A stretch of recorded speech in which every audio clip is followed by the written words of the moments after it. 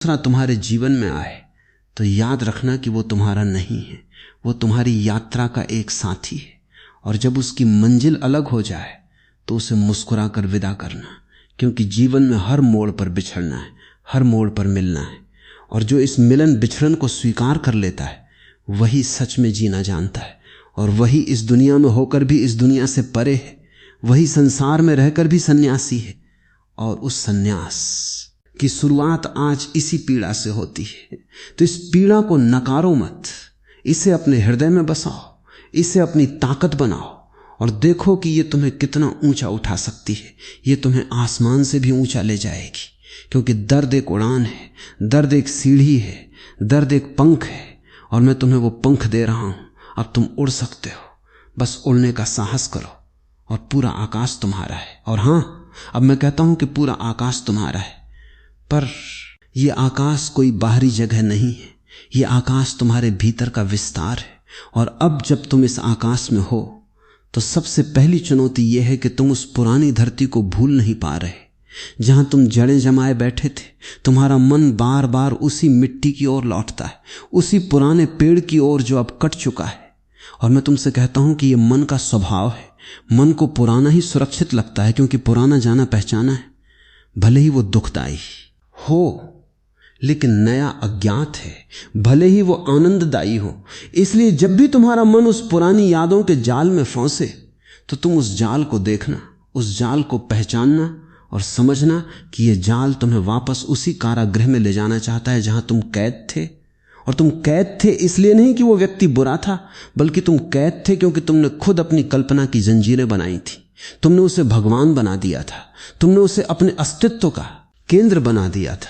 और जब कोई केंद्र बन जाता है तो परिधि अपना महत्व खो देती है। और तुम परिधि थे, तुम अपना केंद्र खो बैठे थे। और अब जब वो केंद्र चला गया है तो तुम भटक रहे हो, क्योंकि तुम्हें अपना नया केंद्र नहीं मिला। पर मैं तुम्हें बताता हूं कि तुम्हें नया केंद्र खोजना नहीं है, तुम्हें तो बस अपने पुराने केंद्र को याद करना है। वो केंद्र जो तुम्हारे जन्म से पहले था, वो केंद्र जो तुम्हारी मृत्यु के बाद भी रहेगा। वो केंद्र तुम्हारी सांस है, वो केंद्र तुम्हारी चेतना है, वो केंद्र वो साक्षी है जो हर सुख दुख को देख रहा है। और आज मैं तुम्हें एक प्रयोग बताता हूं, एक बहुत ही सरल प्रयोग। जब भी तुम्हें उसकी बहुत याद आए, जब भी वो क्षण आए कि आंखों से आंसू रुक ही ना रहे हों, तो बस अपनी आंखें बंद करो, अपनी सांस पर ध्यान दो और देखो कि तुम्हारी सांस आ रही है और जा रही है।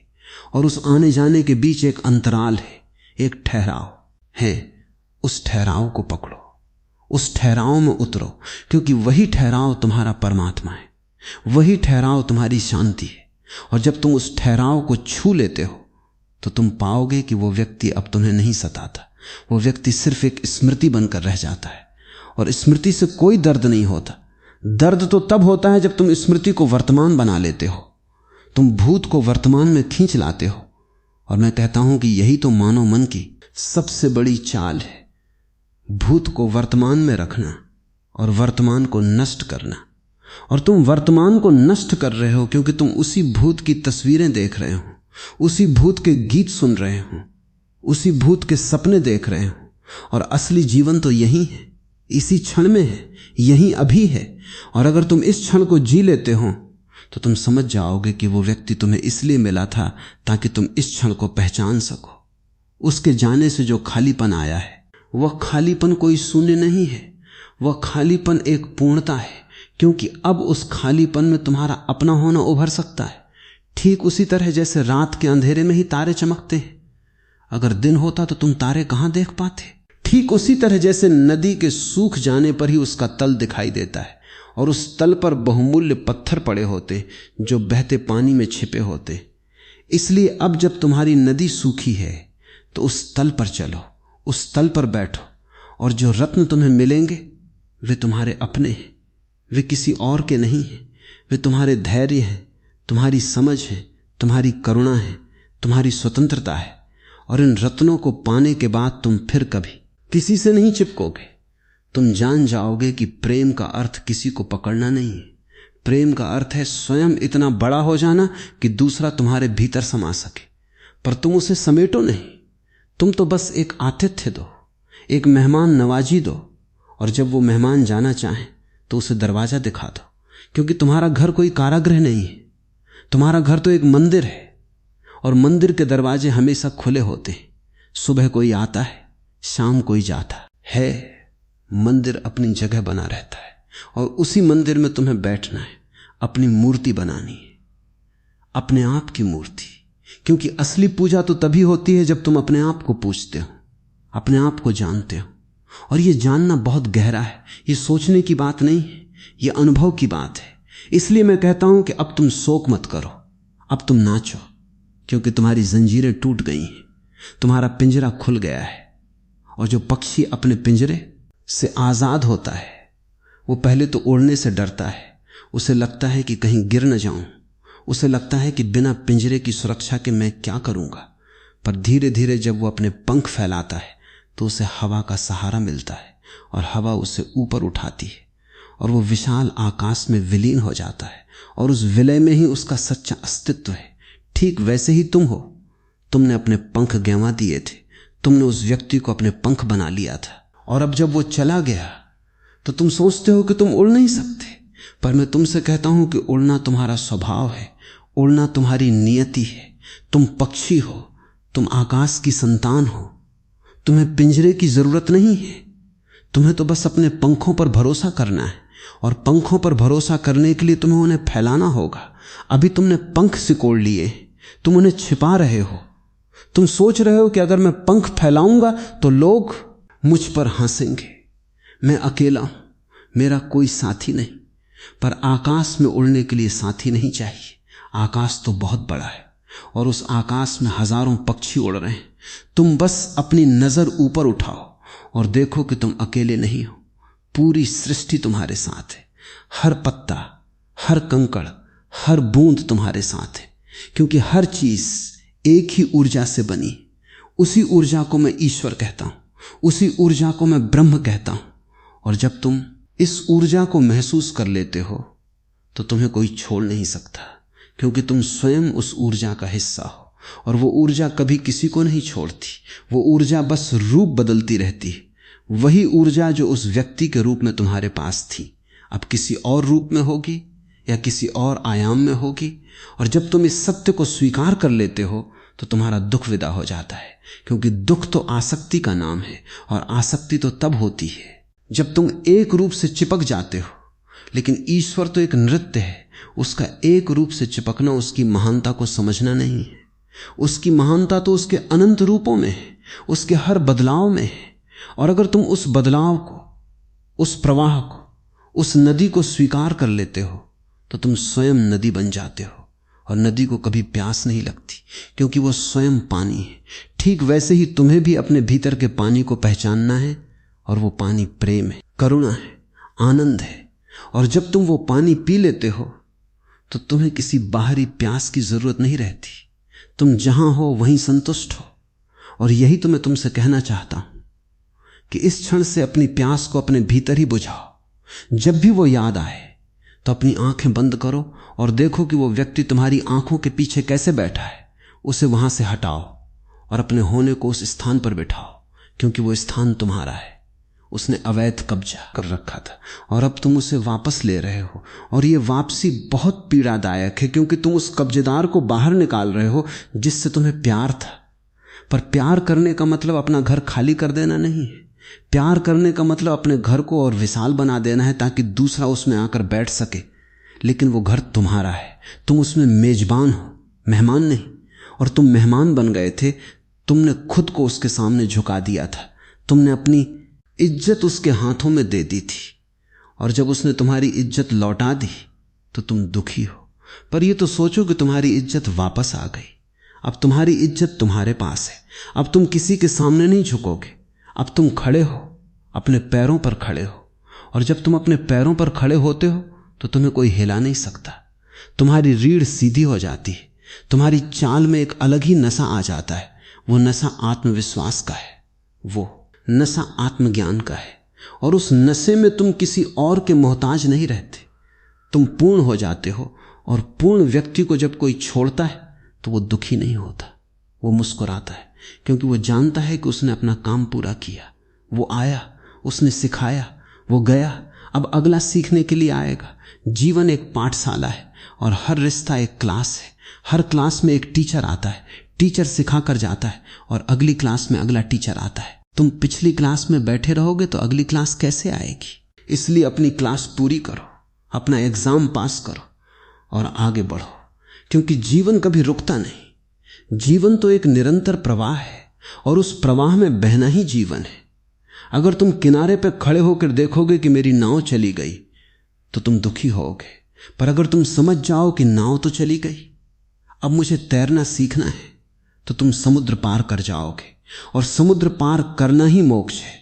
और इस समुद्र को पार करने के लिए तुम्हें उस नाव से मोह नहीं रखना, चाहे वो नाव कितनी भी सुंदर क्यों ना हो। अगर नाव डूब गई या बह गई तो उसके पीछे मत भागो, अपनी तैराकी पर ध्यान दो। और मैं तुम्हें बताता हूं कि तैराकी तो तुम्हें आती ही है, तुम्हारे भीतर वो क्षमता पहले से है, बस तुमने कभी कोशिश नहीं की, क्योंकि नाव तुम्हें आलसी बना देती है। नाव पर बैठे बैठे तुम सोचते हो कि मैं पार पहुंच जाऊंगा, पर नाव डूबी तो अब तैरो, और तैरते हुए तुम पाओगे कि तुम नाव से कहीं ज्यादा ताकतवर हो, तुम नाव से कहीं ज्यादा आजाद हो, क्योंकि नाव पर तुम रास्ते के बंधे थे, पर समुद्र में तैरते हुए तुम्हारा कोई रास्ता नहीं है। तुम जहां चाहो वहां जा सकते हो, और यही वो आजादी है जिसके लिए मैं तुम्हें तैयार कर रहा हूं। यही वो आजादी है जो किसी रिश्ते में कभी नहीं मिलती, क्योंकि रिश्ता तो एक रास्ता है, एक गली है, पर आजादी तो एक खुला मैदान है। और उस खुले मैदान में तुम दौड़ सकते हो, तुम नाच सकते हो, तुम गिर सकते हो और उठ सकते हो, और कोई तुम्हें देखने वाला नहीं है, कोई तुम्हें जज करने वाला नहीं है। तुम अपने हो और अपने होने में ही तुम्हारी जीत है। और मैं जानता हूं कि यह बात तुम्हारे लिए नई है। तुम सुन तो रहे हो, पर मन अब भी वही है। मन कह रहा है कि अगर वो वापस आ जाए तो कितना अच्छा हो। और मैं कहता हूं चलो मान लेते हैं कि वो वापस आ जाता है, तो क्या तुम उसे वैसे ही ले लोगे जैसे पहले थे? क्या तुम फिर से वही पुरानी गलतियां दोहराओगे? क्या तुम फिर से उसी पिंजरे में जाने को राजी हो? अगर तुम होशियार हो तो तुम कहोगे नहीं, अब मैं बदल चुका हूं, अब मैं उसे तो ले सकता हूं पर उससे चिपकूंगा नहीं। अब मैं उसके साथ रहूंगा तो भी एक अलग इंसान रहूंगा, एक स्वतंत्र इंसान। और जब तुम ये कहने की हिम्मत रखते हो तो तुम सच में बड़े हो गए। तब भले ही वो ना आए, तुम्हें कोई फर्क नहीं पड़ता, क्योंकि तुम्हारी बड़ाई किसी के आने जाने पर निर्भर नहीं है। तुम तो सूरज की तरह हो जो चमकता रहता है, चाहे बादल आए या जाएं। और जो सूरज बादलों पर रोता है वो सूरज नहीं, वो एक मोमबत्ती है जो हवा के झोंके से बुझ सकती है। पर तुम मोमबत्ती नहीं हो, तुम सूरज हो। तुम्हारा प्रकाश स्वयंभू है, तुम्हारी ऊर्जा असीम है, और उस असीम ऊर्जा को जानना ही ध्यान है। इसलिए अब से हर दिन कुछ समय निकालो, बैठो और अपने भीतर देखो, पूछो कि मैं कौन हूं। वो नहीं जो रो रहा है, वो नहीं जो तड़प रहा है, वो नहीं जो उसके बिना अधूरा है, बल्कि वो जो इन सब को देख रहा है। और जब तुम उस मैं को पहचान लेते हो तो तुम समझ जाओगे कि वो मैं कभी अकेला नहीं था, क्योंकि वो मैं सारी सृष्टि से जुड़ा है। वो मैं हर पेड़ की जड़ है, हर नदी का पानी है, हर आकाश का तारा है। और जब तुम इस विराट से जुड़ते हो तो तुम्हें कोई नहीं छोड़ सकता, क्योंकि तुम स्वयं विराट हो। और मैं तुम्हें यही संदेश देता हूं कि अब इस विराटता में जियो, संकीर्णता में नहीं। अब इस खुलेपन में रहो, बंद कमरों में नहीं। और जब कोई तुम्हारे दरवाजे पर आए तो उसका स्वागत करो, लेकिन उसे बंधक मत बनाओ। और जब कोई दरवाजा छोड़कर जाए तो उसे विदा करो, लेकिन उसके लिए रो मत, क्योंकि रोना तो उन लोगों के लिए है जो सोचते हैं कि कोई उनका था। और अब तुम जान गए हो कि कोई किसी का नहीं है, तो फिर किसके लिए रोना? रो तो अपनी इस बेवकूफी पर कि तुमने इतने दिन झूठ में जिया, और अब जब सच्चाई सामने आई है तो तुम उस सच्चाई को स्वीकार नहीं करना चाहते। पर मैं कहता हूं इस सच्चाई को स्वीकार करो। इस सच्चाई में तुम्हारा कल्याण है, क्योंकि सच्चाई ही ईश्वर है, और ईश्वर कभी किसी को दुखी नहीं करता। ईश्वर तो बस दरवाजा खोलता है और तुम्हारी मुक्ति की घोषणा करता है। तो आज से इस मुक्ति का उत्सव मनाओ, दीप जलाओ, मिठाई बांटो, क्योंकि तुम्हारा एक कैदी मुक्त हुआ है, तुम स्वयं। और जब तुम मुक्त हुए तो तुमने देखा कि तुम्हारा साथी भी मुक्त हो गया।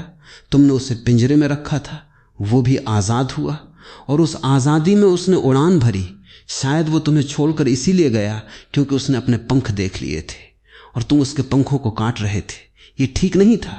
अब ठीक है, उसके पंख पूरे हैं, वो उड़ गया, तुम भी उड़ो। दोनों की उड़ानें अलग अलग हैं पर दोनों आकाश में है और आकाश एक है। तो क्या फर्क पड़ता है कि कौन कहां है? आखिरकार आकाश तो एक ही है और उसी एक आकाश में तुम मिलोगे, उसी एक आकाश में तुम एक हो। और ये एकता ही प्रेम है, ये एकता ही मुक्ति है और इसी मुक्ति का नाम मैंने ओशो रखा है। और मैं ये भी कहता हूं कि ये मुक्ति कोई एक बार की घटना नहीं है, ये तो एक निरंतर प्रक्रिया है। हर दिन हर पल तुम्हें अपने उस केंद्र में लौटना है, क्योंकि मन की पुरानी आदतें बार बार तुम्हें उसी ओर खींचेंगी। वो मन कहेगा कि अगर वो ना आया तो क्या होगा, अगर मैं अकेला रह गया तो क्या होगा, अगर मुझे कोई और न मिला तो क्या होगा। और ये सारे क्या होगा मन के जाल हैं, ये तुम्हें डराने के लिए है, क्योंकि मन डर पर पलता है। मन को अपनी सत्ता डर से मिलती है।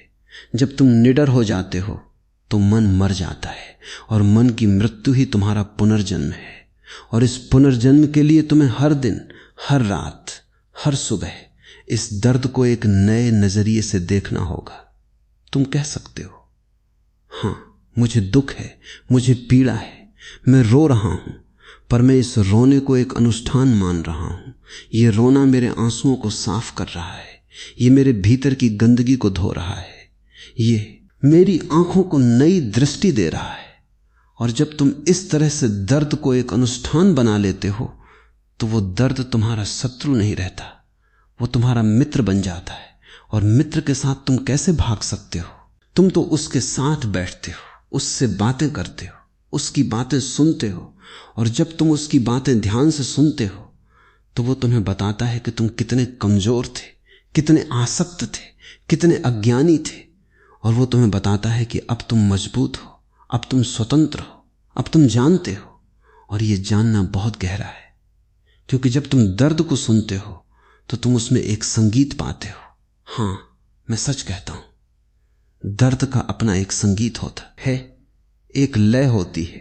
जैसे बारिश की बूंदें छत पर गिरती हैं, वे भी एक संगीत पैदा करती हैं, ठीक वैसे ही दर्द की बूंदें तुम्हारे मन पर गिरती हैं और एक अजीब सा राग पैदा करती हैं। और जो इस राग को सुन सकता है वो समझ जाता है कि यह राग दुख का नहीं बल्कि मुक्ति का है। यह राग उस यात्रा का है जो अंधकार से प्रकाश की ओर ले जाती है। और इसी राग को सुनते हुए तुम धीरे धीरे अपने आप को उस स्थिति में पाओगे जहां तुम न तो उस व्यक्ति की चाह में जलोगे और न ही उसकी अनुपस्थिति में। तुम एक ऐसे संतुलन में आ जाओगे जहां सुख और दुख दोनों तुम्हारे लिए समान हो जाएंगे। और यही समानता ही तो योग है, यही समानता ही तो ध्यान है, यही समानता ही तो जीवन का सार है। और इस सार को समझने के लिए तुम्हें बहुत धैर्य चाहिए, क्योंकि जख्म जल्दी नहीं भरता, वो धीरे धीरे भरता है। जैसे कोई पौधा धीरे धीरे बढ़ता है, तुम उसे रोज खींचकर बड़ा नहीं कर सकते, तुम्हें उसे समय देना होता है, उसे पानी देना होता है, उसे धूप दिखानी होती है, और एक दिन वो अपने आप फूल बन जाता है। ठीक वैसे ही तुम्हारा दुख भी एक बीज है, तुम उसे खींचकर नहीं निकाल सकते, तुम्हें उसे पानी देना है, उसे समय देना है, उसे अपना प्यार देना है। और जब वो अपने समय पर खिलेगा तो वो इतना सुंदर फूल होगा कि तुम खुद हैरान रह जाओगे कि ये दुख से पैदा हुआ। और यही तो रहस्य है कि सबसे बड़ा आनंद दुख की गोद में पैदा होता है, जैसे कमल कीचड़ में पैदा होता है, जैसे मोती मछली की पीड़ा से पैदा होता है, जैसे हीरा धरती के अत्यधिक दबाव में बनता है। ठीक वैसे ही तुम्हारी आत्मा की चमक इसी टूटन से, इसी पीड़ा से, इसी अकेलेपन से जन्म लेगी। और जब वो चमक जन्म लेगी तो तुम देखोगे कि अब तुम उस व्यक्ति को बिना दुख के याद कर सकते हो, तुम उसकी तस्वीर देख सकते हो और मुस्कुरा सकते हो, तुम उसके बारे में सुन सकते हो और तुम्हारा दिल नहीं धड़कता, क्योंकि अब वो सिर्फ एक कहानी है, एक सुंदर कहानी, पर कहानी ही असलियत नहीं। और जब तुम असलियत को कहानी से अलग कर लेते हो तो तुम जीवन के खेल को समझ जाते हो, क्योंकि ये पूरा जीवन ही एक कहानी है।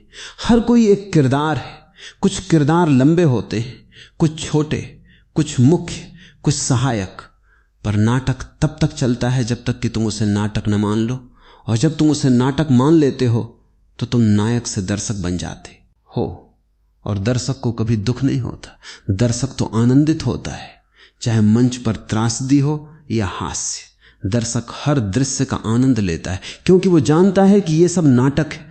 कल पर्दा गिरेगा और सब खत्म हो जाएगा और अगले दिन नया नाटक शुरू होगा। और यही तो मैं तुम्हें समझाना चाहता हूं। इस नाटक में तुम दर्शक बनो, नायक मत बनो, क्योंकि नायक को दुख होता है। नायक को डर लगता है कि कहीं उसका प्रेमी मंच न छोड़ दे, कहीं उसकी रानी उसे छोड़कर न चली जाए। पर दर्शक तो बस देखता है, और अगर रानी चली जाती है तो दर्शक कहता है, वाह क्या दृश्य है, क्या नाटकीयता है। और यही दर्शक बनने की कला मैं तुम्हें सिखा रहा हूं।